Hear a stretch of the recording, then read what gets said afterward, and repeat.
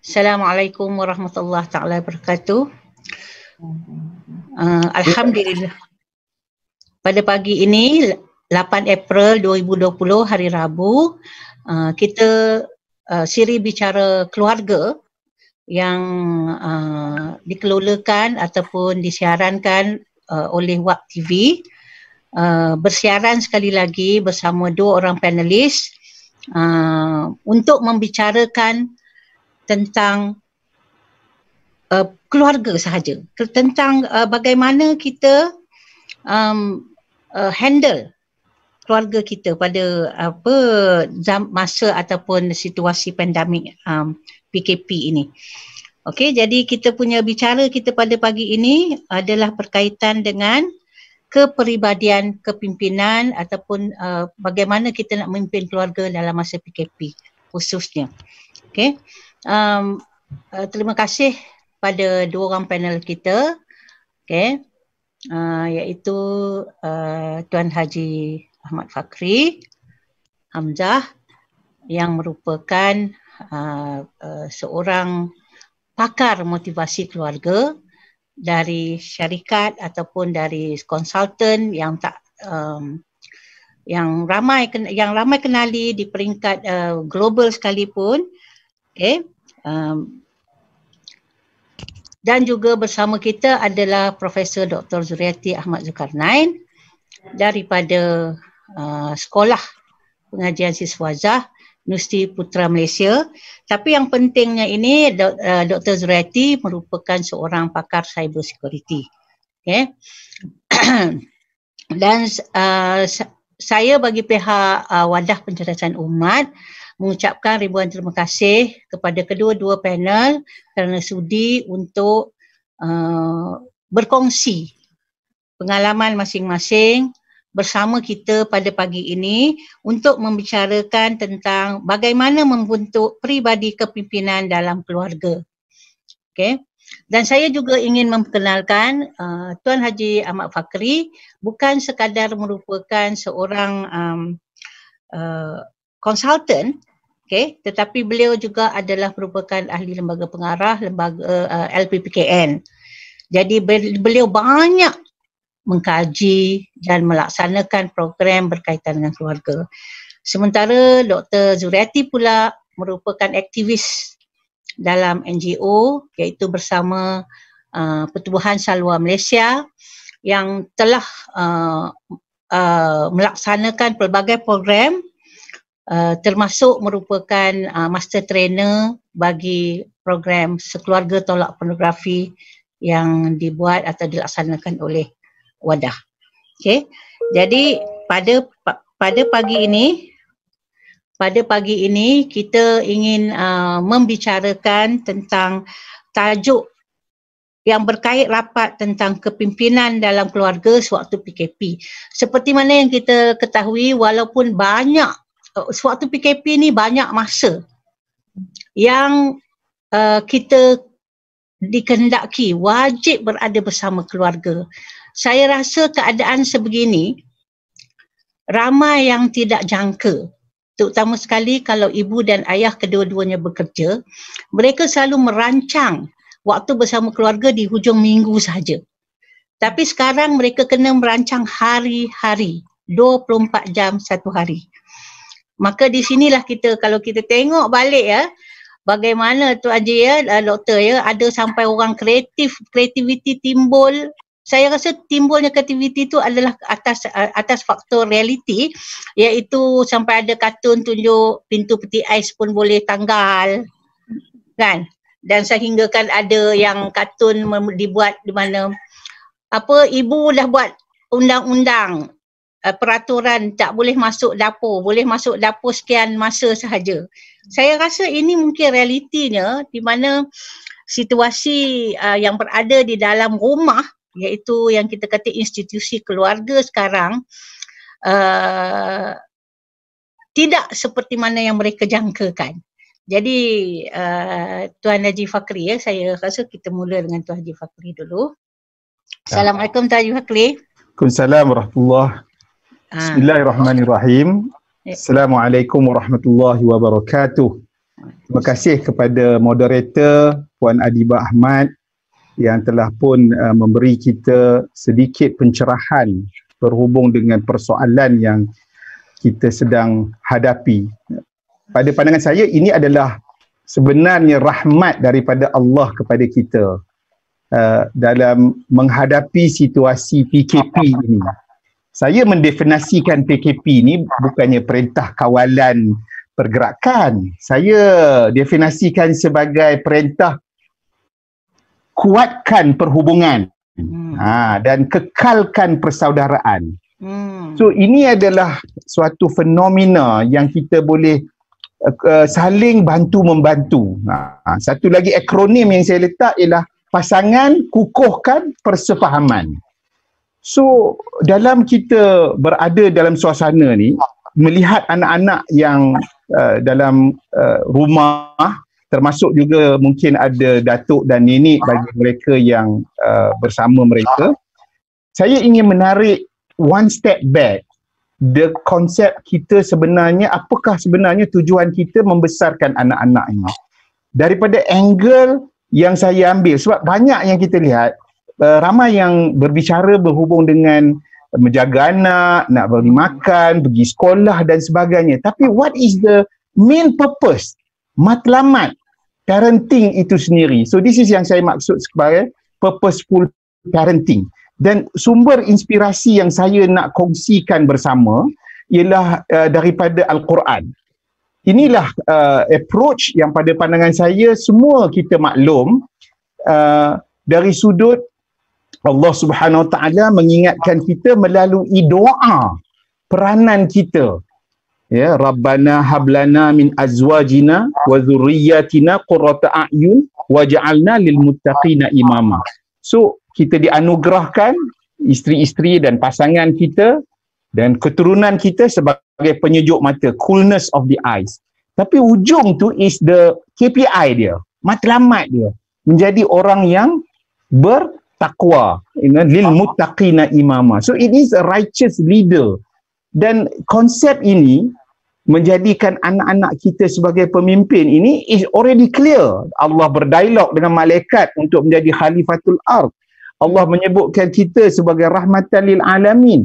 So itu menunjukkan our priority is to make sure anak-anak kita ini membesar bukan sahaja sebagai manusia yang berguna dan baik, tapi adalah pemimpin. So the first line, rumah itulah menjadi medan latihan untuk anak-anak membesar dengan role modelnya daripada ibu bapa. Sebab saya rasa role model yang mereka ikuti selama ni dah tak boleh beraktif dah. Yang main bola ke, selebriti ke, dah tak ada banyak dah. So kita ibu dan ayah is right in front of them. So ini pada pandangan saya golden peluang keemasan untuk melenturkan buluh ini daripada rebungnya. Dan bila mereka melihat bapa terutamanya, kerana bapa borek anaknya rintik. Kalau tak kuah tumpahnya ke nasi, inilah kita. Kerana kita dipertanggungjawabkan nanti dan kita tahu. So apabila kita memahami konsep anak-anak sebagai pemimpin, dan bagi saya nak clarify pula, pemimpinnya ada seorang ibu tanya dekat saya di Jepun. Dia kata anak dia tak nampak macam pemimpin, not like a leader, dia kata. Saya kata, puan jangan definasi pemimpin itu hanya kepada satu orang MD atau Prime Minister untuk satu organisasi. Kita kena kembangkan pemimpin dari sudut dia punya kepakaran dia, ataupun mempunyai ciri-ciri kepimpinan, ciri-ciri amanah seperti yang ditunjukkan dalam kisah Saidina Umar, bagaimana anak itu menasihati ibunya supaya jangan mencampurkan air dalam susu. Kata ibunya, Umar tak nampak, tapi anak berkata Tuhan Umar nampak. So inilah ciri-ciri kepimpinan yang akhirnya menjadi rahmatan lil alamin kepada sekalian ummah. So saya rasa konsep ini perlu kita mantapkan, perlu kita hadam dan kemudian kita amalkan. So itu dalam buku yang isteri saya dan saya menulis, Leadership in Parenting ini. So this is a simple model supaya semua boleh memahaminya, dan secara ringkasnya saya ingin perkatakan steps tu. Pertamanya ialah mereka membina pasangan suami isteri adalah ramuan utama untuk anak-anak dibesarkan dalam suasana membentuk kepimpinan sasiah. Kedua ialah memberi physical needs ini. Memang kita akan bagi dia makan lah sampai tak tahu masa apa dah dalam zaman PKP ni. Kan? Tapi adakah itu sahaja yang kita nak berikan santapan rohani mereka? Iaitu poin yang ketiga, apabila ibu bapa memainkan peranan untuk menjadi konektor, penghubung kepada keperluan dimensi-dimensi anak-anak tersebut. Saya lihat ini adalah suatu yang perlu ibu bapa memainkan peranan, kerana tak ada lagi di luar pergi ke sekolah dan sebagainya. Itu bukan saja sekadar fizikal, tapi juga emotional, spiritual, intellectual dan sosial, walaupun dalam alam maya yang perlu kita tunjukkan dengan sebaiknya pada anak-anak, dan saya akan kupas lepas ni. Jadi berbalik tu, yang keempat ialah setelah kita menghubungi dimensi-dimensi tersebut, kita akan melihat anak-anak akan membentuk semangat apakah yang akan mereka lakukan apabila mereka besar nanti. So kita akan develop, kita akan pupuk, kita akan bentuk, dan akhirnya ini kebanyakan kita memang sampai tahap 4. Saya tahu sangat sebab di Asia ni parent dia ada deal, D-E-A-L, untuk anak-anak. Apa dia deal? Doktor, engineer, accountant, lawyer. Tapi aspirasi lain banyak. Sekarang ni kita memerlukan jurnalis yang hebat-hebat, mengalahkan CNN untuk membantu membenteras budaya-budaya yang tidak baik. Tapi kebanyakannya kita berhenti takat 4 kerana kita tidak menggalakkan, menjuruskan anak-anak menjadi pemimpin rahmatan lil alamin ini. Inilah pada pandangan saya peranan ibu bapa yang patut kita mulakan daripada rumah, sebab mereka akan keluar daripada rumah menghadapi pancaroba dalam dunia, sama ada di alam persekolahan ataupun di universiti.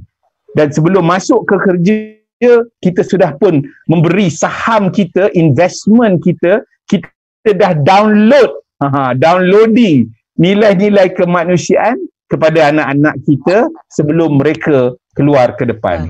Setakat itu sajalah saya rasa yang saya nak mulakan mukadimah, the big picture, before kita menjurus practical aspect dalam zaman PKP ini. Kembali pada Kak Dip.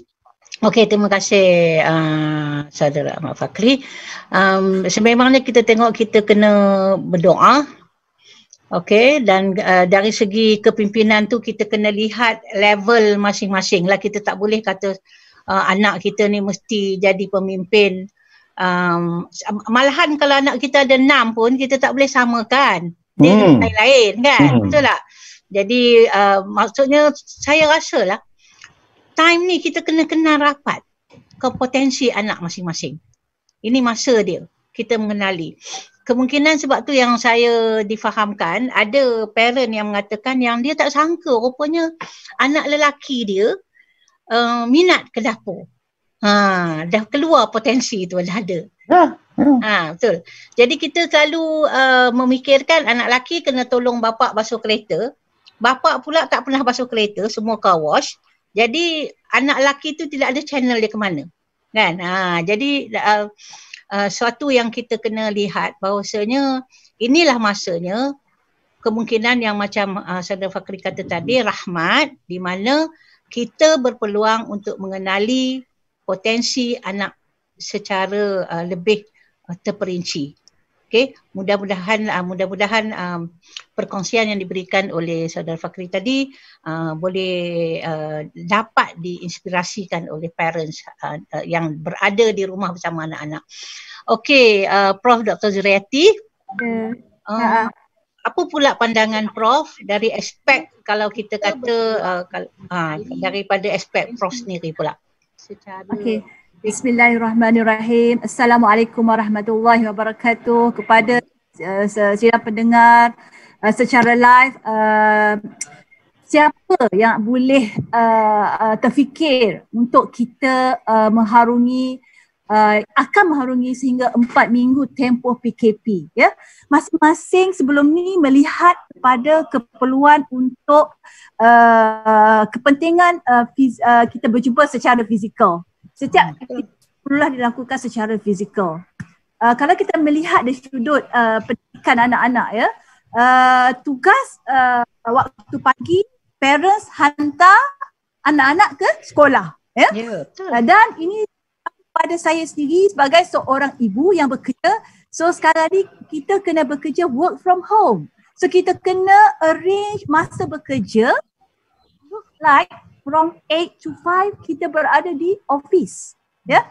Tetapi ini tidak berlaku sebab di rumah faham sahajalah sebagai isteri, ya, sebagai cleaner, sebagai ibu, ya, sebagai cikgu, ya. Ini untuk seorang ibu, ya, seorang ibu. Dan tugas bapa tukang masak. Tukang masak, chef, ya. You chef kan anak kita, you chef. Setiap hari ada je resepi baru yang kita kena fikirlah, ya. Sebab nanti anak-anak tak nak makan ke whatsoever, ya. Jadi ini satu iktibar yang saya nampak bila kita menelusuri balik pemikiran yang dibawa oleh Ibn Sina yang mengatakan bahawa pendidikan terhadap anak-anak adalah terletak di bahu ibu bapa, ya. Sepatutnya bermula di rumah, ya. All this while parents melihat tanggungjawab mendidik anak-anak di sekolah, ya. Banyak melihat kepada kepentingan sejauh mana cikgu-cikgu ni boleh memastikan anak-anak kita menguasai pembelajaran di sekolah.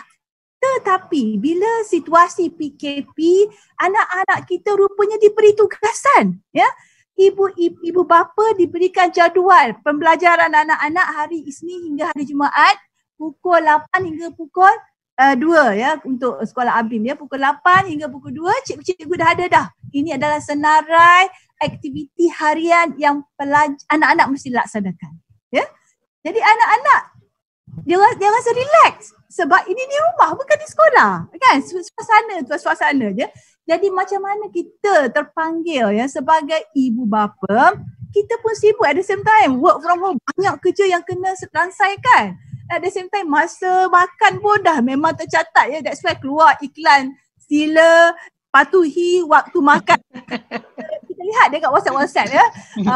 Ataupun anak asyik buka pintu fridge tu sampai, ya. Itu menunjukkan mana kita nak train anak-anak, ya. Anak-anak ada masa dia. Cikgu-cikgu dah kata okey, masa ni adalah untuk submit assignment, tugasan pertama bahasa Arab. Yang esok Ustazah nak tengok bacaan anak-anak bahasa Arab, itu contoh bahasa Arab. Jadi kalau kita ambil lewa benda ni, kita ambil mudah benda ni, relax lah, nanti buka sekolah nanti pandai-pandai lah cikgu ajar balik. Jadi kalau kita ambil mudah, secara realiti anak-anak kita akan terkebelakang. Sebab inilah peluangnya adanya platform-platform aplikasi untuk kita membantu anak-anak. Of course, mereka merasakan bahawa mereka perlukan alatan, tools, ya, handphone. Mami, okay, sebelum ni kita tak bagi pun handphone, ya. Handphone hanya during the weekend, Sabtu Ahad. Dan kita hanya tetapkan masa untuk dia pegang handphone tersebut, ya. Unless kita akan pegang handphone tu. And then tetapi setiap hari dia kena buat kerja. Dia kena explore, dia kena cari bahan-bahan. Adakah perlu untuk kita simpan gadget tersebut, handphone tersebut, ya? Jadi itulah saya sebagai ibu, sebagai cikgu, sebagai emak, ya, saya ini sudut positif. Maknanya dalam masa kita melaksanakan kerja work from home, at the same time kita boleh melihat anak kita laksanakan, buat. Adakah masa tu untuk dia main games, kita boleh pantau dia. Okay? So sebagai ibu bapa kita mesti lebih kreatif. Seperti mana pesan Profesor Diraja Ungku Aziz, ya. Diraja Ungku Aziz kata bahawa anak-anak ini perlu dididik bermula daripada rumah, kerana rumah merupakan institusi sekolah. Manakala ibu bapanya adalah profesor di rumah. Jadi maksudnya di sini kita ni adalah cikgu dan profesor di rumah, ibu bapa, ya. Jadi dengan adanya gadget sebagai perantara, sebagai tools, ibu bapa mesti lebih kreatif, ya. Janganlah pula kita kata, okey, kau ambil handphone ni, kau buat apa yang patut. Jadi secara tak langsung tanggungjawab kita untuk memantau betul ke aplikasi Zoom tu ada dalam handphone tu, ya. Game apa yang ada dalam handphone tu, betul tak anak kita tengah buat kerja? Sebab untuk dia laksanakan tugasan tu bukan 10-20 minit saja, ya. Tugasan memerlukan masa yang agak panjang. Dan dalam masa yang sama, sekiranya kita betul-betul alert dengan tugasan yang diberikan, kita akan rasa terpanggil untuk kita nampak anak kita faham ke tak faham. Okay? Kalau tak faham, dia akan terus main game. Dia tak buat kerja. No. Kita kena pantau. Tugas kita mesti pantau. Kalau anak kita tak dapat jawab, kenapa? Tugas kita memang mencabar. Kita kena faham apa yang dia tak faham pula. Kena refer balik. Ya? So saya nampak di sini betapa pentingnya ibu bapa untuk lebih kreatif. Kita tidak boleh menidakkan bahawa handphone itu adalah untuk kegunaan semasa kita nak berhubung saja ataupun anak kita nak main game saja. Tetapi dalam keadaan PKP, tak ada sekolah secara fizikal, semua tugasan mesti dilaksanakan secara online. Ibu bapa semestinya menjadi lebih kreatif. Okey. Itu saya permulaan lah, ya. Pembelajaran maya tetap berlaku, ya, Prof, ya. Ya.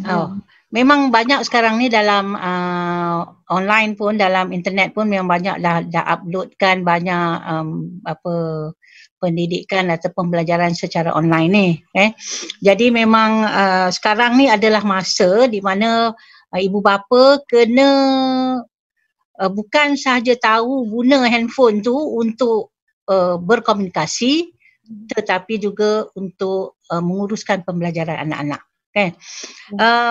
Saya nak tanya satu sikit pada saudara Fakri. Mandangkan saudara Fakri adalah seorang bapa, kemungkinan boleh bagi tips lah. Sebab saya rasa yang paling tension selain daripada ibu di rumah sekarang, ibu di rumah dia penat je. Dia kena masak, kena basuh pinggan, tak betul berhenti. Jadi, tapi bapa ni saya rasa lebih tension kerana dia jarang duduk rumah. Sebelum ni dia jarang duduk rumah. Dia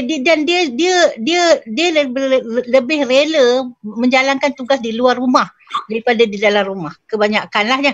Jadi kalau mungkin Saudara Fakri cerita sikit bagaimana bapa ni boleh berfungsi di dalam rumah bagi membangunkan kepribadian anak-anak ni, okey, ataupun membina keluarga tu supaya lebih efektif.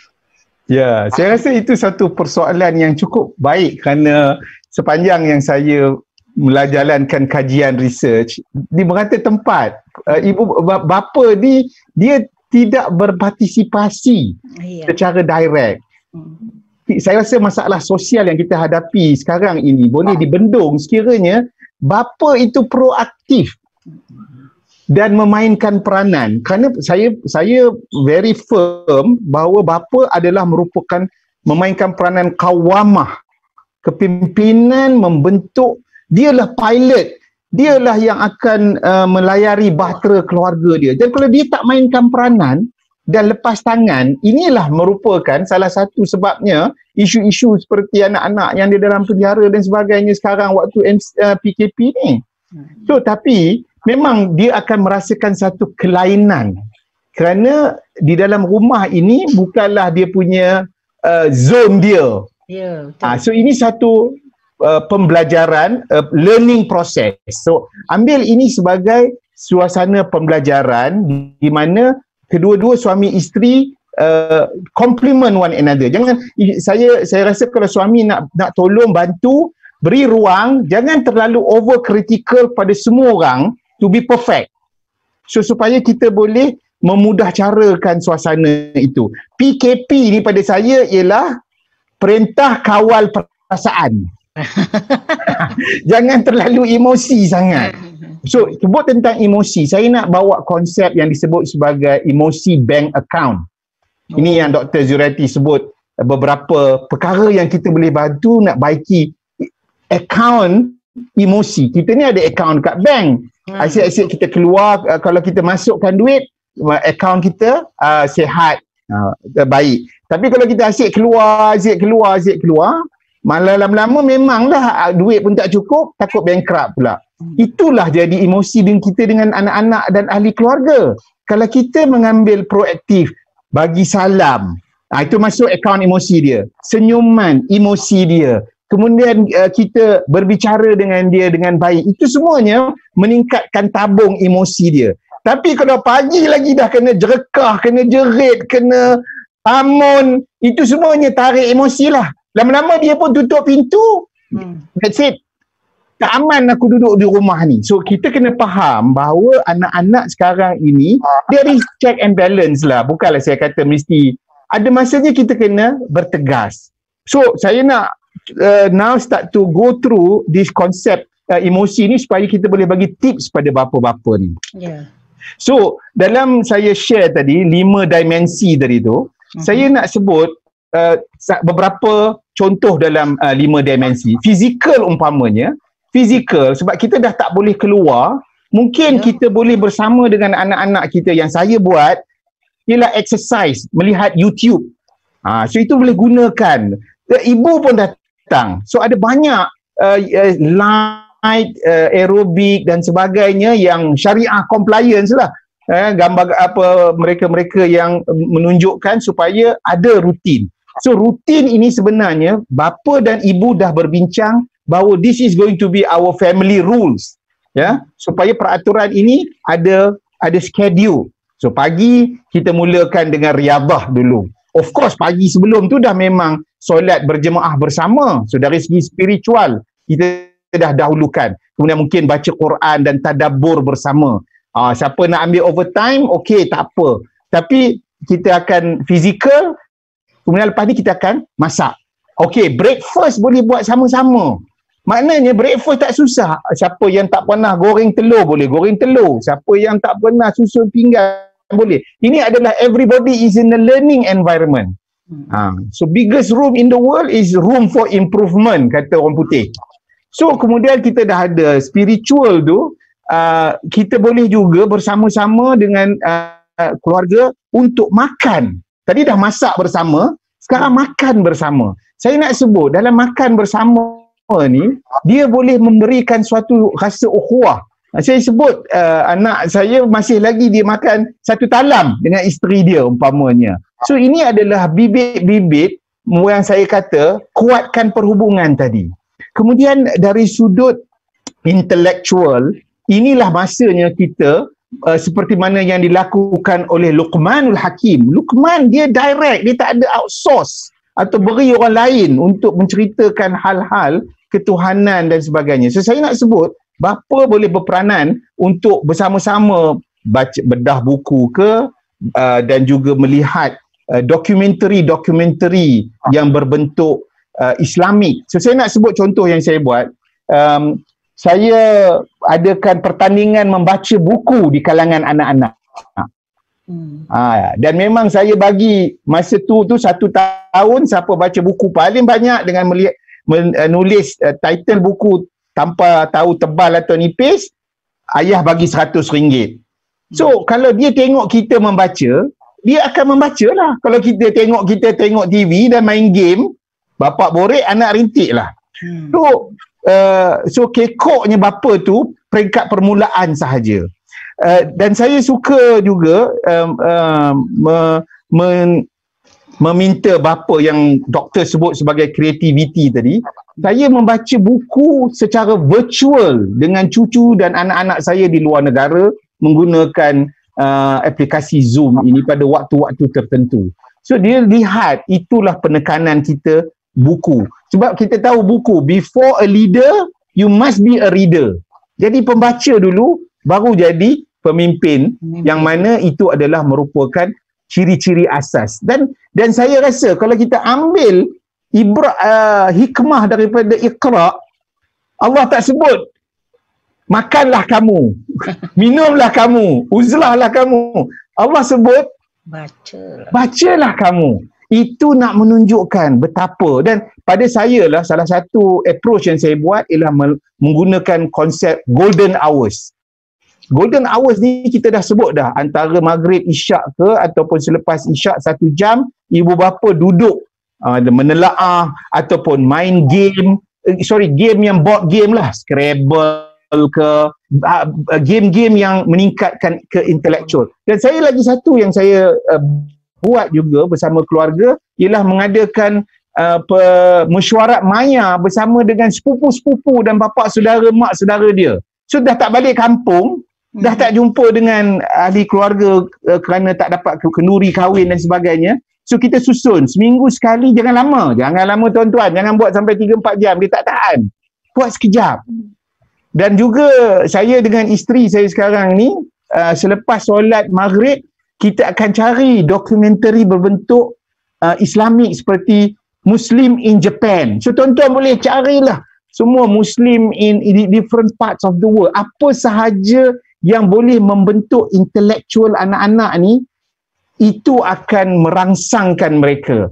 Dia tahu, tapi dia kena balance dengan mungkin ada perangai-perangai yang kita tak suka. Ini yang saya nak ingatkan ni.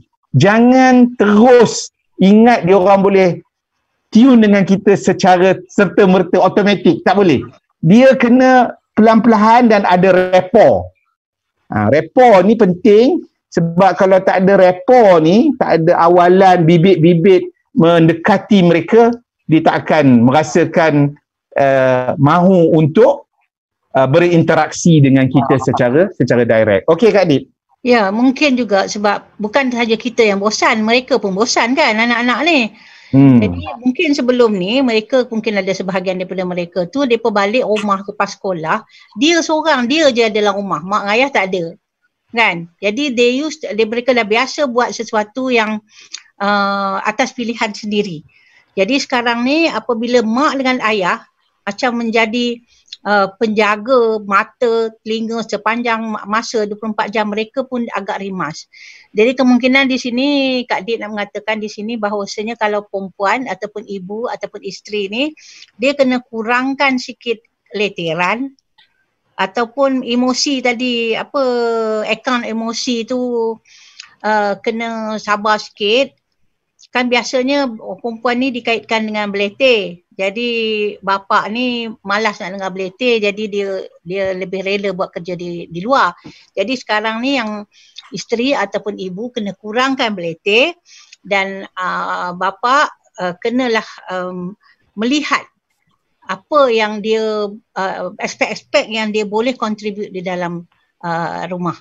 Dan mungkin juga di sini masa inilah kalau kita ikut balik, kita tengok balik bahawasanya kalau kalau menurut keluarga Muslim yang sebenarnya prinsipnya adalah isteri itu bukannya kena masak, bukannya mesti wajib memasak, kan? Wajib bukan begitu sebenar-benarnya. Jadi kemungkinan masa inilah bapa boleh berperanan untuk memperlihatkan ataupun kerjasama ataupun bersama-sama. Maksudnya menunjukkan yang basuh pinggan tu bukan kerja perempuan je. Basuh pinggan can be anybody. Ataupun dari segi sosialnya sesama adik-beradik, kalau ada ramai mungkin boleh buat team. Kalau dia orang pergi perkemahan dulu, dia boleh ada jadual waktu siapa yang masak, siapa yang kemas. Jadi sama juga dengan di rumah. Itu mungkin boleh dipupuk lah insya-Allah. Ini kalau untuk anak kecil, kalau anak besar macam mana tu pula ya. Jadi kalau untuk Prof Zuriati, saya tadi Prof kata kita sekarang ni kena belajar online, kena bagi handphone tu kepada anak-anak tapi dengan pemantauan. Okey. Kita tahu bahawasanya gadget ni amat menarik. Masalah banyak yang sebelum ni kita bicarakan adalah sebaik-baiknya kita jangan bagi gadget ni kepada anak-anak, terutama sekali anak-anak kecil. Jadi kalau sekarang kalau kita tengok, kalau homework, cikgu-cikgu duk bagi homework melalui handphone. Saya puji satu taska ni, bahasa yang dia bagi dalam homework tu sangat baiklah pada saya. Dia kata minta izin daripada ibu untuk guna telefon sekejap. Macam tu minta izin. Kan? Tapi kalau kita fikirkan baliklah nanti, kalau budak tu dia dah biasa, ni budak yang umur kita kata 5-6 tahun, nanti lepas PKP ni macam mana pula doktor? Dia tak nak lah, dia nak buat macam tu juga. Dia nak macam tu juga. Macam mana tu doktor? Apa pandangan doktor pula? Itulah, peluang PKP ni sebenarnya mencabar dari aspek tanggungjawab kita ya. Untuk explain kepada anak-anak tentang situasi ya, di mana of course sebab dia mesti siapkan tugasan. Adalah tanggungjawab untuk dia pegang handphone tersebut. Jadi kita kena ada satu engagement awal ataupun ada agreement awal ya. Awal of course berikan awak handphone ni during this PKP sahaja. Dan during this PKP awak mesti bersama-sama dengan mami supaya dapat pastikan bahawa you do it the right thing. Itulah. Sebab sekarang ni, budak-budak sekarang ni, dia quite bijak ya, dia bijak. Ya, betul. Gunakan kita. Dia tahu nak gunakan. When is the right time to use us? Dan dia tahu apa kelemahan ya, apa loopholes kita. Kita terlalu baik. Ya, buat pasal ni terlalu baik sebab kita merasakan bahawa dia tidak boleh leka. Kita tak nak dia membazir masa begitu sahaja. That's why seperti Haji Fakir kata, mesti ada 4 perkara tersebut. Mesti susun jadual kita, waktu breakfastnya, riadahnya, solat berjemaahnya. This is the rules. Kita dalam rumah, tidak pergi ke mana, this is the rule. Solat jemaahnya, antara maghrib dan isyak apa yang kita nak buat, tadabbur Quran bersama. So kita ambil peluang masa ni untuk lebih rapat ya. Kualiti masanya sangat bermakna pada, dan mesti ada agreement awal. Itu saya kata, agreement tu make sure mesti ada supaya anak-anak faham. Ya, lepas habis PKP no more. Dia faham itu agreement during the PKP. Jadi zaman sekarang ni kita make sure that is transparent. Mesti transparent. Jangan kata maksudnya lepas ni kita bagi kat dia seolah-olah tanpa ada satu agreement awal, jadi dia pun rasa tertipu selepas ni. Bila kita kata okey, lepas ni awak dah tak boleh guna, kenapa pula? Sebab kita tak justify daripada awal ya. Itu hakikat dia kenapa komunikasi sangat penting ya. Komunikasi sangat penting kerana zaman sekarang daripada tools tersebut, daripada gadget tersebut, anak-anak kita boleh dapat everything with his fingertips sahaja. Apa yang dia nak, betul. Dia boleh browse saja. Dia daripada kita apa yang terpanggil dalam fikiran dia, dia akan Google dulu. Dia akan tanya Pak Cik Google dulu sebelum tanya. Tak tanya kita. Yes, dia hanya akan confirm dengan kita. Dia hanya nak verify mak ayah dia tahu ke tidak. Inilah satu benda yang kita harus aware. Sekiranya kita tak tahu, kita akan tanya dia, macam mana awak tahu? Daripada mana awak tahu? Okay, so kita buat clarification yang betul. Kalau betul kita tak tahu, so kita may as well Google dengan dia. Cari daripada kamus-kamus, dictionary banyak untuk jadi reference. Daripada Google pun kita boleh check apakah jurnal-jurnal yang membantu kita untuk brief dia ya. Dan sekarang ni online textbook pun banyak. Ya, online textbook yang bukan saja di Malaysia tetapi yang negara-negara lain yang kita boleh akses, publisher lain globally yang bagi akses sepanjang lockdown, sebab negara-negara seperti Europe semua pun tengah lockdown, so the publisher allow kita untuk gunakan. Saya rasa ini sangat bagus sebab even buku-buku pun kita boleh dapatkan untuk baca dalam bentuk PDF ya. Dan itulah seperti mana kata sarjana barat ya, Alex Hobson. Beliau kata bahawa kalau ikutkan ya lampu Aladdin tu, tanpa Aladdin sendiri akan gosok lampu tu. Begitu juga dengan anak-anak kita. Kalau tidak kita sendiri yang bersama-sama dengan mereka, tidak sama-sama fahami situasi mereka, apa yang dia buat ya. Kalau dia tutup pintu, apa yang dia buat dalam tu ya. Kita tidak akan dapat bersama-sama dengan dia dalam situasi untuk memahami dia dalam memastikan penggunaan tools gadget ni dengan secara bijak. Dan saya rasa kenapa dalam suasana PKP ini kita tidak semestinya beku. It's not mind kita frozen. This is where we have to motivate ourselves. Ya, walaupun kita rasa kita terpenjara, tak boleh keluar, hanyalah ketua keluarga saja boleh keluar untuk berperang. Yang kita tak boleh pergi sewenang-wenangnya ke mana-mana kita nak pergi. Ya, dalam keadaan sekarang, kita kena pastikan everybody in the house is motivated. Sebab kita nak pastikan everybody is motivated sebab kita kena tahu apa tujuan kehidupan kita. Bukan setakat kita hidup nak makan, nak belajar, nak buat kerja. Tidak. Yang penting kita nak mardatillah. Masa ni lah kita kena bagi tahu anak-anak kita, hidup kita ini dapat keredaan Allah Subhanahu Wa Taala. Ya. Dengan adanya pandemik COVID-19, ya, apa sebenarnya? Apa natijah dia? Kenapa benda ni berlaku? Peringatan daripada Allah, peluang kepada kita, satu opportunity for us. Kita keep discussing with our children. Itu sangat penting. Secara positif. Kita tak tahu apa comments they all. Ya? Takutlah nak kiamat. That's why itu adalah satu benda yang memang Allah dah kata hari kiamat akan berlaku. Kita akan dihimpunkan dan amalan kita akan akan ditunjukkan pada kita semula.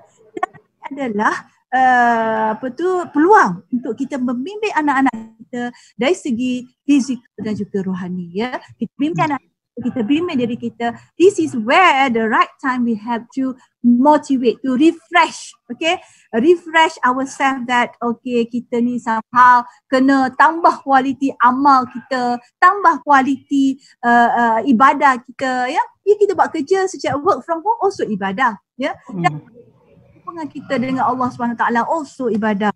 Itu sangat penting, ya. Dalam sempena PKP, ya, di mana kita akan merasa the close, okay, this is the moment that we are really close with each other. Ya. Boleh saya mencelah sikit dengan doktor punya viewpoint ni. Pada saya, bila saya melihat Nabi Ibrahim dan juga Nabi Ismail, mereka ada projek. Allah telah pun mewahyukan untuk membina Kaabah. So maknanya seorang ayah dan anak, dia ada projek.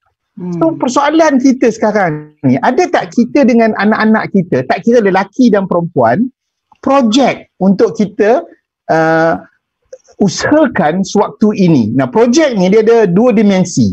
Satu dimensi di dalam rumah. Second dimensi is luar rumah. Luar rumah ni mungkin dari isu sedekah, menyokong mana-mana aktiviti, membantu dalam dan luar negara. Itu kita boleh kata, okey, minggu ni kita akan bantu rakyat Palestin. Minggu depan kita, so kita collect lah mana-mana apa. Itu sebagai memberi suatu semangat pada anak-anak bahawa oh, ini peranan mak bapak saya buat. Secara indirect, it is by action. Lagi satu projek dalam rumah yang saya rasa boleh, tapi ini ada dimensi tugasan dan juga projek. Okey, tadi projek, yang ini tugasan. Saya nak tugasan, saya nak package itu tugasan dan bukan bebanan. Santai lah. Contohnya, ini yang saya buat di rumah ialah the clothing management system. Basuh baju. Satu perkara yang ibu-ibu pening kepala setiap masa. So saya telah pun memecahkan tugasan-tugasan itu secara berkelompok, ya, bukan secara individu, bukan mak saja seorang buat. Dan ini boleh digunakan. So misalnya kumpulkan baju-baju. So semua orang akan ada bakul, bilik dia kumpul. Kemudian dia ikut susunan basuh. Dia yang pergi basuh. Kali pertama, bapak ke, mak ke atau mana-mana anak yang boleh, dia ditunjukkan bagaimana menggunakan tu. Kemudian masing-masing sidai kain dan sebagainya. Kalau sidai kain, kalau tidak ada dryer pun dryer. Tapi yang pentingnya selepas itu dikumpulkan pada selepas isyak, Gunung Kinabalu atau Gunung Tahan punya kain, semua duduk like a campfire. Dan kemudian bapa mesti ada. Kalau isteri saya buat seorang dengan 6 anak, baju-baju 2 kali satu hari, memang 40 minit tak lari. Saya bila duduk dengan diorang, tak sampai pun 7 minit. Dan semasa tu, kita lah buat nasyid, kita akan buat kuis, kita akan cerita dan dia lipatlah baju dia. Ini lagi satu. Lipat ni pun kita tak boleh terlalu kritikal. Kalau letak tu, dia kata, itu tu. Kerut, tak betul. Dia bila kita marah macam tu, dia tengok muka kita, dia kata, buatlah mak. So kita, awal tu, tak apalah, mula-mula. Ini semuanya latihan dalam amali. So, dia buat tu, Alhamdulillah. Anak saya 2 orang, satu, dia teringat di pasar raya kalau beli baju ada kertas. Lipat, boleh. Cantik je rupa dia. Anak saya lagi seorang tengok pula dalam YouTube macam mana lipat cara mencubit. Pegang satu, zas, dah tahu boleh lipat. So anak-anak tu dia akan menjadi kreatif. Dia akan ada, dia bermotivasi. Dan kita pula tidaklah menghalang penggunaan internet untuk mencari ilmu, untuk mendapatkan tips-tips yang bernilai. Saya yakin kalau kita beri mereka ruang empowerment dalam keadaan yang ada batasan-batasannya, insya-Allah mereka tak pergi ke tempat-tempat porno sebab kita dah ada memberikan kepada mereka nilai-nilai yang hendak kita. So saya teringat suatu saya pergi ke New Zealand, one of the Malaysian tu, dekat peti ais dia letak activity board.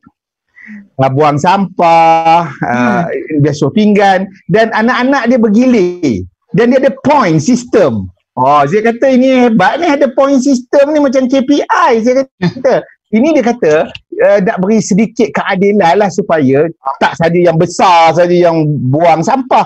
Yang kecil-kecil ni pun patut kita beri ruang pada mereka umpamanya. Dan dia ada stars, dia kata. Pada orang yang buat secara ikhlas, secara proaktif. Dia proaktif. Belum kita cakap apa pun dah bentang sejadah. Tabiklah dia. So dapat star. So, tapi jangan, ini yang pada saya nak ingatkan sang parent, dia kena keterlaluan. Bila siapa dapat banyak star, saya dapat apa nanti? Kita nak bagi hadiah ni. Jadi anak-anak nanti, jadi anakku Sazali lah. Setiap kali nak ni mesti ada hadiah. Nak buat benda. Saya kena betulkan katil, cadar, tilam, bantal. Apa hadiah saya dapat? That's not what we want. Yes. You do it because it's your responsibility. Umi dan ayah dah sediakan segala fizikal ini untuk digunakan. So, dan kamu kena mainkan peranan. That is the message. Tapi kalau budak-budak ni kita buat with the fun way, tidak banyak marah dan berbentuk educational, maknanya mungkin ada sedikit kekurangan, tapi kita maafkan. That is not the critical thing. Bacaan tak betul dalam semayang misalnya, kalau dia jadi anak yang dah besar tu boleh baca Quran, kita perbetulkan. Dia sunat pun baca tu, dan ada bapa di belakang membetulkan ayat-ayat tertentu. Dan itu kita boleh buat KPI tu. Kalau saya boleh buat competition baca buku, boleh buat competition menghafal. Siapa yang banyak menghafal line. So kita nak mereka ingatkan waktu KPK ni ialah suatu saat-saat manis dan indah. 20 tahun akan datang, dia akan bicara dengan anak-anak dia atau kawan-kawan dia. Aku rasa best betul lah KPK ni. Kalau boleh ada virus lagi mungkin. PKP. PKP ya pergi. So PKP tu adalah satu kenangan, dan dia ingat legasi mak bapak dia. Kerana itulah contoh dan tauladan yang di depan mata dia. So ini saya rasa kalau kita tak ambil ini sebagai peluang keemasan, you can see things negative or you can take it positive. Itu yang saya rasa pertamanya ibu bapa kena ambil minda dia, supaya minda itu betul-betul dapat mendidik, membimbing, mengasuh dan membentuk anak kita insya-Allah menjadi pemimpin. Okey, kalau kita perhatikan apa yang telah dikongsi oleh Haji Fakri dan juga Prof. Zuriati, Saya dapat lihat bahawasanya semua cadangan atau tips yang diberikan tu rasanya boleh dilaksanakan oleh ibu ayah yang mempunyai tahap keintelektual yang orang kan kalau tak tinggi pun medium lah. What happened ataupun pernah tak kita terfikir kepada keluarga yang B40 ataupun B40 pun sini boleh dipertikaikan. B40 yang mana rumahnya adalah rumah flat, 2 bilik, anak 6, dan kekangan-kekangan lain seperti contohnya nak makan, bapa tu mungkin fikir apa nak bagi makan hari ni, ibu pula nak fikir macam manalah nak buat masakan supaya semua orang boleh makan dengan apa yang ada tu. Jadi perkara-perkara begini saya rasa dalam di luar sana memang tengah banyak. Mungkin Haji Fakri ataupun Prof. Zuriati boleh chip in sikit tips untuk golongan-golongan ini, walau mungkin mereka bukan yang mengikuti apa orang panggil siaran kita, tapi kemungkinan jiran ataupun ikut kelompok-kelompok yang boleh mendekati kumpulan ini ataupun adik-beradik kita, saudara mara kita, maka kita boleh bantu. Kita sekarang ni kita duk fikir duk bagi bantu untuk segi makanan je, dari segi keperluan asas je. Tapi dari segi keperluan ni saya duk fikir juga macam mana tu keadaan dia agaknya. Macam mana tu agaknya?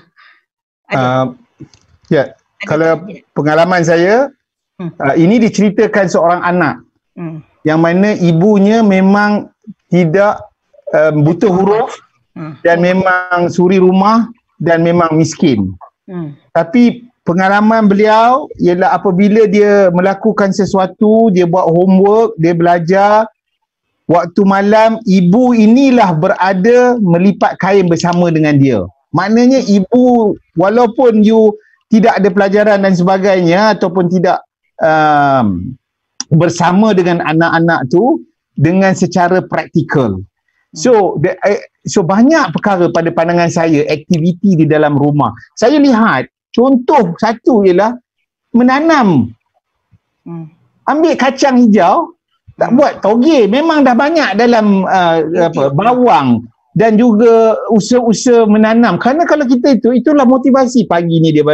So ada perkara-perkara yang tidak berbentuk terlalu intelektual yang boleh mereka tidak dapat usahakan, tapi yang boleh berbentuk lebih praktikal untuk mereka. Dan belajar menjahit. So ini adalah basic belajar menjahit. Tapi ialah kena cari jahitan pula. Tapi yang benda-benda yang mereka boleh lakukan bersama. Even kalau masak tu jangan dipertanggungjawabkan apa nak masak tu pada ibu. Semua bertanggungjawab. Jadi sebab semua nak makan, kemudian semua akan basuh pinggan dan semua akan simpan. So ini is a teamwork project. So saya rasa mungkin kita perlu brainstorm bagi pihak B40 yang duduk di flat dengan mungkin tak ada internet. Dan saya setuju ada perkara aktiviti permainan aktiviti yang mungkin ibu bapa yang tak kreatif sangat, dan itu mungkin memerlukan bantuan luaran untuk memberi sedikit pencerahan kepada ibu bapa tu supaya anak-anak tu dia tak boring. Dia bila boring dia akan keluar. Macam binatang sekarang ni semuanya keluar dah daripada sarang dia sebab dia tengok manusia tak ada. So semua binatang keluar. So anak-anak ni dia akan rasa terkongkong dan dia memang tak biasa dan begitu gini. Dan kalau marah dalam rumah kena marah je, memang lagilah. Lagi pressure-nya. Sila Prof. Ya, Prof. Ada pandangan saya melihat dari sudut macam mana kita nak memastikan bahawa dalam situasi PKP ini kita nak pastikan rumah kita sentiasa menjadi home sweet home. Ya, tak kira lah latar belakang keluarganya adalah B40 atau other than that. Mungkin kita lihat bila B40 keadaan situasi rumahnya yang agak kecil dengan bilangan kuantiti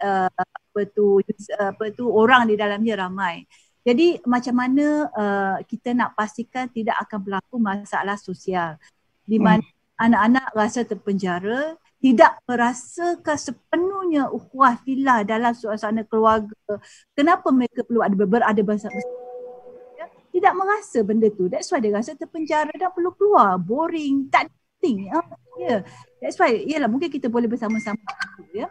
Dan dari sudut macam mana mereka nak berkomunikasi. Sebelum ni kajian ada bagi package free ya, untuk dapatkan internet secara free ya dalam suasana PKP.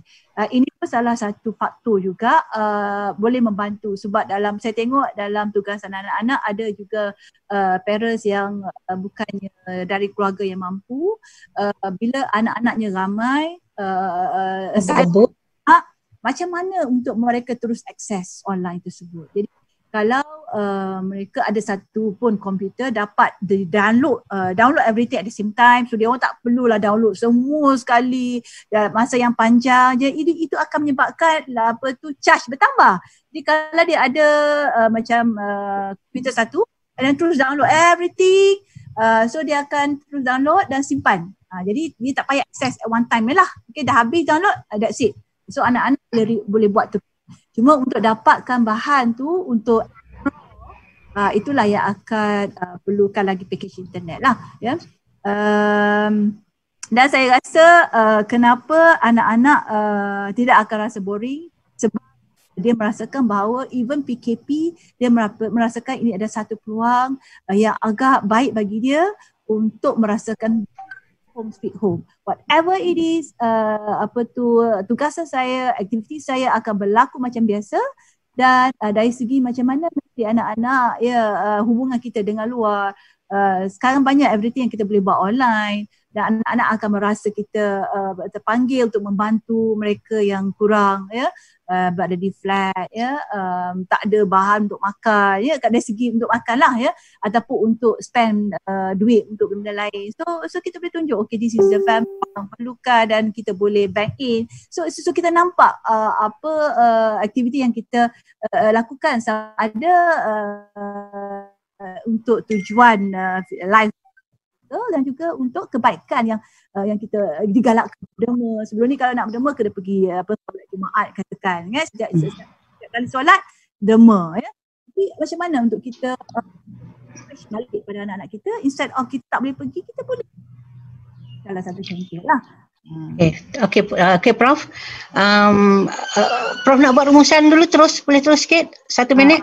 Okay, so rumusan saya, apa pun yang berlaku, ibu bapa adalah merupakan uswah, uswah hasanah yang syumul kepada anak-anak dalam menerapkan nilai-nilai positif kepada anak-anak di rumah. Keep ourselves motivated, keep our children motivated. Okay, this is very important Dan dalam masa yang sama, hubungan kita suami isteri, hubungan kita ibu bapa dengan anak seharusnya dikukuhkan during this. Inilah masa. Okay, terima kasih Prof. Macam mana pula dengan Haji Fakri?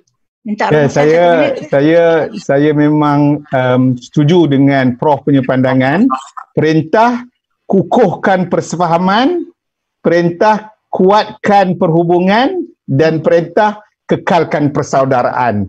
So kalau kita boleh melihat tugas ini adalah daripada Allah, amanah Allah Subhanahu Wa Taala seperti yang saya sebut tadi, dan kemudian kita mengambil situasi sekarang ini untuk mempelbagaikan kaedah kita berinteraksi dengan ahli keluarga seperti anak-anak dengan menjalankan berbagai projek dalaman dan luaran, di mana ianya memberi motivasi kepada anak-anak kita untuk mereka mengetahui apakah prioriti yang pihak ibu bapa sarankan secara praktikal. Bukan saja cakap-cakap mulut je, sedekahlah nanti. Kan kita tunjuk, kita yang lakukan. Dan pada kaum bapa, saya rasa inilah peluang anda menunjukkan bahawa tugas anda ku anfusakum wa ahlikum naro.